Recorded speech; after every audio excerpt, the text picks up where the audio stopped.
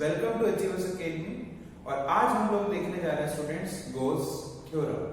तो गोस थ्योरम क्या कहती है स्टूडेंट्स, अगर आपके पास एक क्लोज सरफेस है जिसके अंदर कुछ चार्जेस रखे हुए हैं, ठीक है, सिंगल चार्ज भी हो सकता है या सिस्टम ऑफ चार्ज भी हो सकता है, तो उन चार्जेस की वजह से जो फ्लक्स बाहर निकल रहा है या अंदर एंटर कर रहा है, उस फ्लक्स की वैल्यू उसके अंदर जो चार्ज रखा हुआ है उसको आप किससे मल्टीप्लाई कर दो, 1/ε0 से मल्टीप्लाई कर दो तो उसके इक्वल होती है।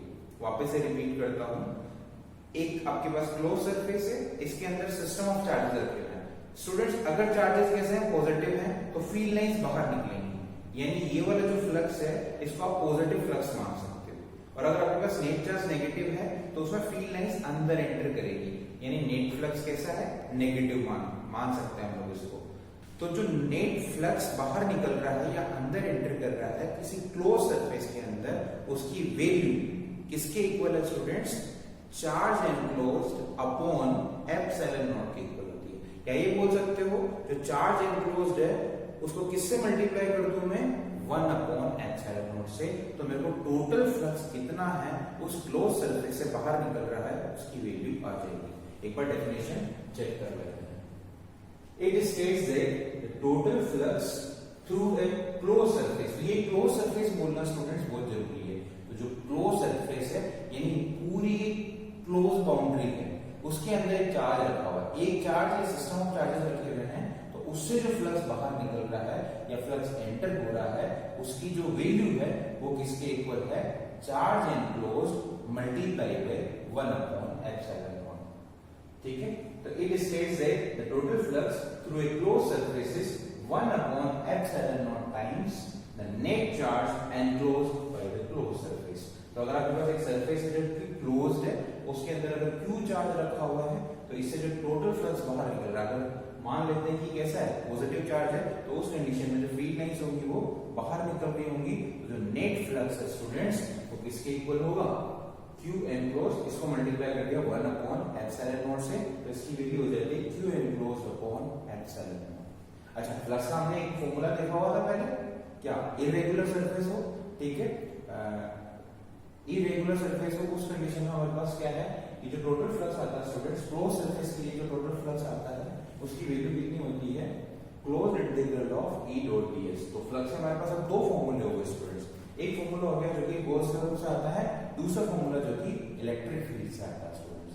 ठीक है, अब इसका प्रूफ भी देख सकते हैं। प्रूफ हमने क्या किया, हमारे पास एक पॉइंट चार्ज है स्टूडेंट्स, ठीक है, तो उसकी कुछ फील्ड लाइंस बाहर निकल रही, हमने एक इमेजिनरी सरफेस बना दी, हमने एक इमेजिनरी सरफेस बना दी, उस इमेजिनरी सरफेस को हम लोग क्या बोल रहे हैं, गॉसियन सरफेस बोलते हैं स्टूडेंट्स। क्या बोलते हैं, गॉसियन सरफेस। तो इस गॉसियन सरफेस जो कि क्लोज सरफेस है, एक्चुअली में वहां सरफेस एग्जिस्ट नहीं कर रही, पर हम मानते हैं कि ये पूरा क्या हो गया, पैक हो गया, कौन, चार्ज। अब चार्ज क्या है, इस बाउंड्री के अंदर है स्टूडेंट्स, तो पूरा एनक्लोज्ड हो गया है, इससे जो टोटल फ्लक्स बाहर निकलेगा उसकी वैल्यू Q enclosed अपॉन ε0 होनी चाहिए अकॉर्डिंग टू गोस थ्योरम। एक बार चेक कर लेते हैं। हमें अभी तक फ्लक्स का एक ही फॉर्मूला पता था, क्या, क्लोज सरफेस से जो फ्लक्स निकलेगा स्टूडेंट्स उसकी वैल्यू होगी closed integral E dot ds। तो हम तो ये फॉर्मूला लगाएंगे, ठीक है, तो हमने क्या किया, एक सरफेस मान ली जो कि क्लोज्ड है, हाइपोथेटिकल सरफेस है, इसको हम लोग गॉसियन सरफेस बोल रहे हैं। तो इससे जो फील्ड लाइंस है स्टूडेंट्स वो कैसी हैं, रेडियली, ठीक है, रेडियली बाहर निकल रही है। अच्छा, अब क्या है, यहाँ पे छोटा सा एरिया ले लिया हमने ds। अच्छा, इस ds की जो डायरेक्शन है स्टूडेंट्स वो भी क्या है, इलेक्ट्रिक फील्ड के पैरेलल है। तो इस कंडीशन में जो एंगल बनेगा इलेक्ट्रिक फील्ड और एरिया वेक्टर के बीच में वो 0 डिग्री बनेगा स्टूडेंट्स। ठीक है, तो इस छोटे से एरिया से जो total number of field lines pass हो रही हैं, यानी टोटल फ्लक्स जो पास हो रहा है स्टूडेंट्स, उसको हम लोग d5 से डिनोट कर रहे हैं, और d5 की वैल्यू कितनी हो जाएगी, E डॉट ds, यानी E ds cos 0 cos theta, तो यहां पर थीटा कितना है, 0 डिग्री, तो E ds cos 0 की वैल्यू कितनी होती है, 1, तो यहाँ पे E ds हो गया स्टूडेंट्स। अब अगर आपको इस पूरी गॉसियन सरफेस से नेट फ्लक्स कितना निकल रहा है अगर हमें ये पता करना है, तो हम लोग क्या करेंगे स्टूडेंट्स, उन सबका सम कर लेंगे, और सम हम लोग यहाँ पे इंटीग्रेशन से करते हैं, क्लोज इंटीग्रल। ठीक है, तो जैसे ही हम लोग क्लोज इंटीग्रल करते हैं स्टूडेंट्स, तो यहाँ पे d5 की जगह पे क्या आ जाएगा, EDS अभी निकाला हमने, तो इसकी जगह पे हम लोग EDS लिख सकते हैं। अच्छा स्टूडेंट्स, यहाँ पर क्या है कि ये जो सरफेस है, इस सरफेस पे r की वैल्यू सेम है, ठीक है, एक स्फेरिकल सरफेस मान लेते हैं हम लोग। तो स्फेरिकल सरफेस में क्या है, इस पॉइंट चार्ज से इस सरफेस की जो डिस्टेंसेस है, यानी रेडियस ऑफ द स्फीयर वो सेम है। अगर radius of the sphere same रहेगी तो जो इलेक्ट्रिक फील्ड का मैग्नीट्यूड होता है किसी पॉइंट चार्ज की वजह से r डिस्टेंस पे कितना होता है स्टूडेंट्स, kq/r²। तो यहाँ पे इस सरफेस पे सारे पॉइंट्स पे इलेक्ट्रिक फील्ड का मैग्नीट्यूड सेम रहेगा। तो जब इलेक्ट्रिक फील्ड का मैग्नीट्यूड सेम रहेगा तो जो चीज कांस्टेंट होती है वो इस इंटीग्रेशन से बाहर आ जाती है, तो ये बाहर आ गई। तो अब क्या बचेगा, integration of ds। Integration of ds का मतलब है छोटे छोटे एरिया का सबका समेशन, यानी टोटल एरिया जो भी क्लोज सरफेस है उसका टोटल एरिया की बात हो रही है। और स्फेरिकल सरफेस का जो एरिया होता है स्टूडेंट्स वो कितना होता है, 4πr²। हमने यहाँ पे लिख दिया। अच्छा, यहाँ पे इलेक्ट्रिक फील्ड का जो फॉर्मूला है स्टूडेंट्स वो कितना है, kq/r²। ये मतलब 1/4πε0 q/r², और यहाँ पर जो एरिया था वो 4πr²। तो स्टूडेंट्स 4 कैंसिल, r² से r² कैंसिल, ऊपर क्या बचा q, नीचे क्या बचा ε0।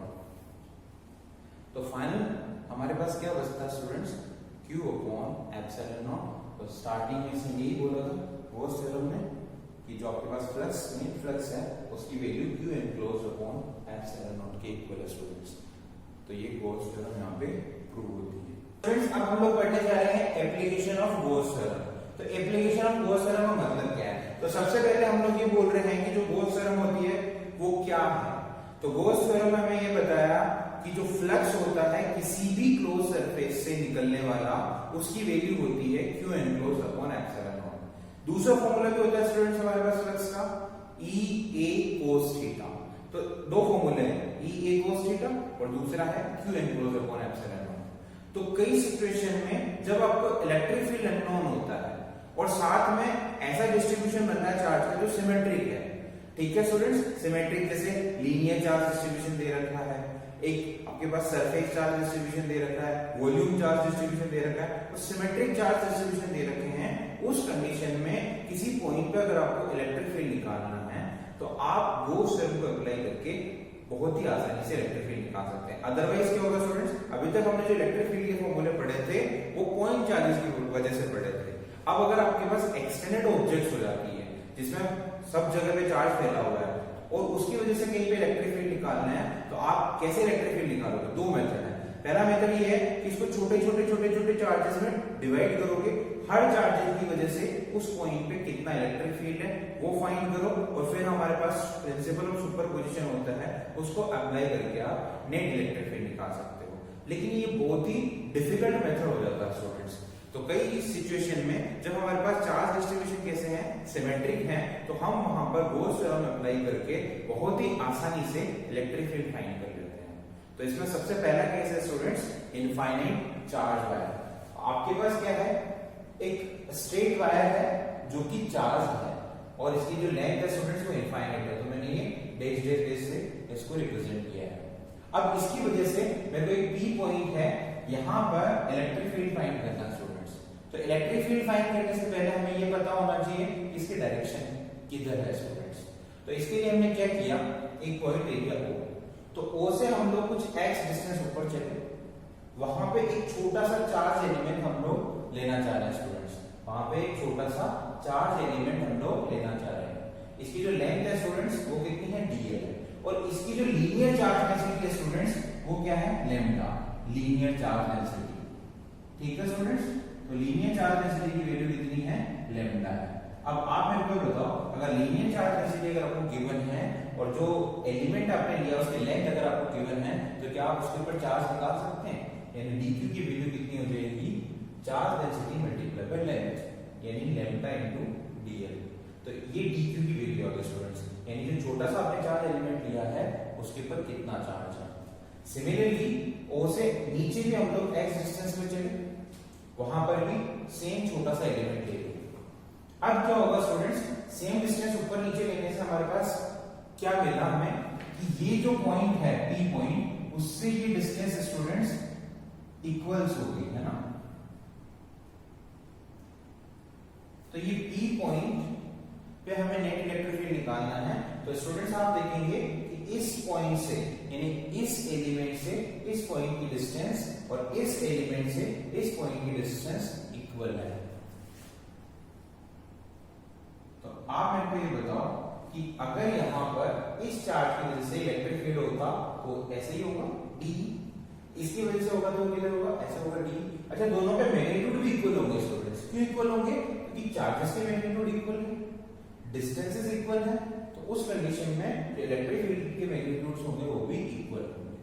ठीक है। अच्छा, ये भी एंगल भी क्या बना रहे होंगे, सेम बना रहे होंगे। अब हम लोग क्या करते हैं, इन दोनों को हमें क्या करना है, वेक्टर सम करना है। तो हम क्या करते हैं, इसको रिजोल्व कर लेते हैं स्टूडेंट्स। ये जो इलेक्ट्रिक फील्ड यहाँ पे निकल के आया है ना, इसको हम लोग क्या कर लेंगे, रिजोल्व कर लेंगे, यानी कंपोनेंट्स बना लेंगे। तो कंपोनेंट जैसे बनाते हैं, ये इधर वाला कंपोनेंट आता है d cos थीटा, इधर वाला आता है d sin थीटा। सिमिलरली इसका ये वाला कंपोनेंट d cos थीटा, ये वाला d sin थीटा। तो हम लोग देख रहे हैं कि जो वर्टिकल कंपोनेंट है वो तो कैंसिल आउट हो जाते हैं और जो हॉरिजॉन्टल कंपोनेंट है वो बच जाते हैं स्टूडेंट्स। ठीक है। तो इसका मतलब है कि ये वाला इलेक्ट्रिक फील्ड कैंसिल हो गया। तो इन दोनों एलिमेंट्स की वजह से नेट इलेक्ट्रिक फील्ड इस डायरेक्शन में आया। तो सिमिलरली आप दूसरा एलिमेंट और y डिस्टेंस में ले सकते हो, नीचे भी आपको y डिस्टेंस लेनी पड़ेगी, तो इनका भी जो रिजल्टेंट आएगा वो इसी डायरेक्शन में आएगा। इस तरह से पूरे लीनियर चार्ज को आप छोटे छोटे चार्जेस के पेयर में डिवाइड कर सकते हो। उन पेयर का जो नेट चार्ज आएगा स्टूडेंट्स वो कैसा आएगा, हॉरिजॉन्टल आएगा। इसलिए इसकी जो डायरेक्शन है वो कैसी होगी, हॉरिजॉन्टल है वैसे तो, लेकिन इसके क्या है, ये परपेंडिकुलर है। इस चार्ज के ये जो लीनियर चार्ज है उसके क्या है स्टूडेंट, परपेंडिकुलर है। तो हमें इलेक्ट्रिक फील्ड की डायरेक्शन मिल गई। अब अगर डायरेक्शन पता चल गई तो अब हम लोग मैग्नीट्यूड भी निकाल सकते हैं स्टूडेंट्स। तो हमने क्या किया, हमें अगर इलेक्ट्रिक फील्ड का मैग्नीट्यूड चाहिए तो हम क्या करते हैं स्टूडेंट्स, हम यहाँ पर गॉस थ्योरम अप्लाई करना चाह रहे हैं। तो गॉस थ्योरम के लिए आपको सबसे पहले क्या करनी होती है, गॉसियन सरफेस चूज करनी पड़ती है। ऐसी गॉसियन सरफेस चूज करो जिसमें आपके पास जो चार्ज डिस्ट्रीब्यूशन है वो एनक्लोज हो जाए। तो यहाँ पर सिमेट्री से हमें ये पता चल रहा है कि अगर हम लोग गॉसियन सरफेस सिलेंड्रिकल लेंगे तो इससे ये चार्ज एनक्लोज हो सकता है स्टूडेंट्स। पूरा ये वाला तो नहीं होगा लेकिन मैक्सिमम तो कवर हो गया। तो इस कंडीशन में हमने जो गॉसियन सरफेस ली है वो कैसी ली है, सिलेंड्रिकल ली है स्टूडेंट्स। अब क्या करना है, हमारे पास जो सिलेंड्रिकल गॉसियन सरफेस है उसमें से इधर से भी बाहर इलेक्ट्रिक फील्ड लाइंस निकलेगी, इधर से भी फील्ड लाइंस बाहर निकलेंगी, इधर से भी निकलेंगी। तो जो फ्लक्स है वो 3 पार्ट में डिवाइड हो गया। ठीक है, ये क्लोज सरफेस तो बन गई, लेकिन इस क्लोज सरफेस से जो फ्लक्स निकल रहा है वो 3 पार्ट में डिवाइड हो गया। मैं S1 फ्लैट सरफेस है, S2 भी आपके पास फ्लैट सरफेस है, S3 आपके पास कर्व्ड सरफेस है स्टूडेंट्स।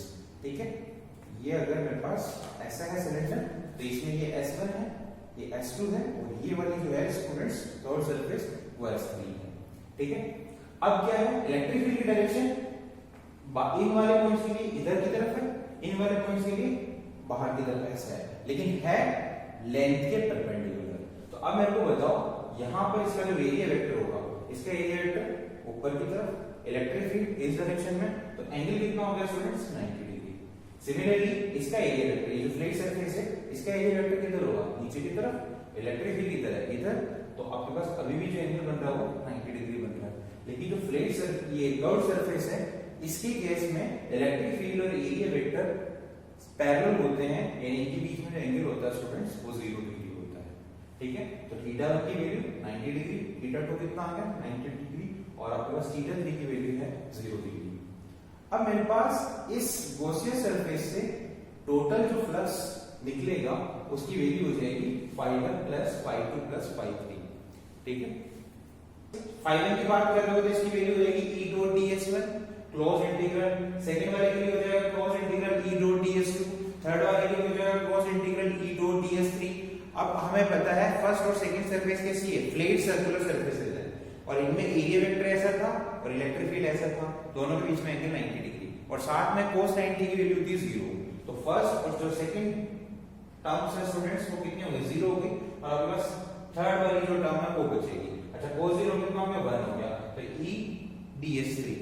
अच्छा स्टूडेंट्स, इसमें E क्या है, कांस्टेंट है, क्योंकि डिस्टेंसेस सेम है ना, यहाँ पे डिस्टेंस, यहाँ पे डिस्टेंस, तो डिस्टेंस सेम है तो इलेक्ट्रिक फील्ड का मैग्नीट्यूड क्या है, सेम है। तो इलेक्ट्रिक फील्ड का मैग्नीट्यूड कांस्टेंट हो गया, तो इसको आप बाहर निकाल सकते हो। फिर क्या बचेगा, केवल ds3 का इंटीग्रेशन। ds3 का इंटीग्रेशन का मतलब है ये पूरी कर्व्ड सरफेस का एरिया। ये जो कर्व्ड सरफेस का एरिया होता है वो कितना होता है, 2 पाई rl, ठीक है, 2 पाई rl, क्योंकि इसकी जो रेडियस है वो r है और इसकी जो लेंथ है वो l है, तो इसका जो एरिया हो गया स्टूडेंट्स वो कितना हो गया, 2 पाई rl। इसको हमने इक्वेशन नंबर 1 दे दिया। अब नेक्स्ट केस देखते हैं स्टूडेंट्स, गॉस थ्योरम अप्लाई करके। फ्लक्स का एक फॉर्मूला हमने अप्लाई कर दिया, अब सेकंड फॉर्मूला लगाते हैं जिसमें फ्लक्स की वैल्यू होती है q enclosed upon epsilon naught। अच्छा, अब इसमें क्या है, इस गॉसियन सरफेस में कितना चार्ज एनक्लोज्ड है, आगे कितना बाहर निकला उससे मतलब नहीं है, इसके अंदर कितना एनक्लोज्ड है, तो इसकी टोटल लेंथ कितनी है, l है। इसका आपके पास जो लीनियर चार्ज डेंसिटी है वो कितनी है, लैम्डा है। तो अगर मैं लीनियर चार्ज डेंसिटी को टोटल लेंथ से मल्टीप्लाई कर देता हूं तो मेरे पास टोटल चार्ज एनक्लोज आ जाएगा स्टूडेंट्स। तो q एनक्लोज की वैल्यू होगी lambda l upon epsilon not. तो यहाँ पे गॉस थ्योरम में हमने अप्लाई कर दी, ठीक है। तो फर्स्ट इक्वेशन और सेकंड इक्वेशन क्या है, दोनों की दोनों फ्लक्स को रिप्रेजेंट कर रही है, तो मैं फर्स्ट और सेकंड को इक्वेट कर सकता हूं। तो हमारे पास क्या आ गया स्टूडेंट्स, l से l कैंसिल हो गया, ये 2 पाई r कहां चल गया, नीचे चल गया, क्योंकि हमें इलेक्ट्रिक फील्ड फाइंड करना है, अननोन तो यही है ना, तो इसको यही रखा, बाकी सबको नीचे भेज दिया स्टूडेंट्स। अब क्या किया मैंने, 2 से मल्टीप्लाई और डिवाइड कर दिया, तो नीचे हो गया स्टूडेंट्स 2 × 2 4 पाई एप्सिलॉन नॉट, तो 1 अपॉन 4 पाई एप्सिलॉन नॉट को हम लोग k बोलते हैं, और ऊपर क्या आ गया 2, तो 2k और यहाँ पे लैम्डा के स्टूडेंट्स, तो 2k लैम्डा और यहाँ पे नीचे r बच गया था, तो इसको बोल सकते हैं 2k लैम्डा बाई r। तो इलेक्ट्रिक फील्ड का जो मैग्नीट्यूड आया students 2k lambda by r, ये तो मैग्नीट्यूड आया, और इसकी जो डायरेक्शन है वो किधर है, हमने अलग से पहले निकाली थी, इसकी डायरेक्शन लेंथ के परपेंडिकुलर है। इस लेंथ के परपेंडिकुलर एक वेक्टर हम लोग डिफाइन कर सकते हैं जिसको हम लोग nk बोलते हैं स्टूडेंट्स। तो nk क्या है, एक यूनिट वेक्टर है जो कि लेंथ के परपेंडिकुलर है। तो इस कंडीशन में मैं अगर इलेक्ट्रिक फील्ड को वेक्टर फॉर्म में लिखता हूं तो इसकी वैल्यू हो जाएगी 2k lambda by r nk। तो nk इसके डायरेक्शन दे रहा है, 2k लैम्डा बाई r इसका मैग्नीट्यूड दे रहा है स्टूडेंट्स, ठीक है। तो ये हमारी वेक्टर फॉर्म हो गई। अगर मेरे को ग्राफ ड्रॉ करना है students, electric field versus distance graph हमें ड्रॉ करना है, तो क्या आएगा, electric field is inversely proportional to r। आप देखें 2 constant, k constant, lambda constant, तो वेरिएबल कौन है, r और इलेक्ट्रिक फील्ड, तो यहाँ पर इलेक्ट्रिक फील्ड r के इनवर्सली प्रोपोर्शनल है, तो इसका ग्राफ कुछ ऐसा आता है। इस ग्राफ को हम लोग बोलते हैं रेक्टेंगुलर हाइपरबोला। क्लियर है स्टूडेंट्स। तो हमने first application of Gauss theorem कर ली है।